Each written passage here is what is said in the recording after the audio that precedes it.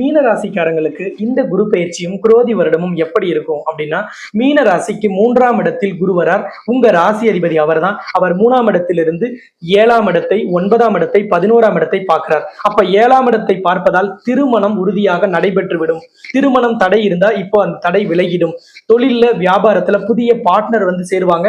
அவங்களோட இருக்கிற சிக்கல் நீங்கிடும். 9ஆம் இடத்தை பார்ப்பதால் எல்லா விதமான யோகங்களும் கிடைக்கும். தந்தை வழியில் ஆதாயங்கள், தந்தை வழியால் தொழிலில் முன்னேற்றம், தந்தை வழி சார்ந்த உறவுகளால் நன்மை போன்றவை கிடைக்கும். 11ஆம் இடம் என்பது லாபஸ்தானம், ஆசை நிறைவேறும் இடம். அப்ப நீங்க நினைத்தது நடக்கும். லாபத்தின் அளவு உயரும். நீங்க வேலைக்கு போறீங்க, தொழில் பண்றீங்க, வியாபாரம் செய்றீங்க, எதுல இருந்தாலும் உங்களுக்கு பணப்புழக்கம் அபரிமிதமாக இருக்கும். 1000த்துல பார்த்தவங்க லட்சத்தை பார்ப்பீங்க, லட்சத்தை பார்த்தவங்க கோடிகளில் புரளும் ஒரு அருமையான வருடம். இந்த வருடமும் இந்த குரு பயிற்சியும் உங்களுக்கு 100க்கு 85% நல்ல பலன்கள் பெறக்கூடிய குரு பயிற்சியாக இது இருக்கும்.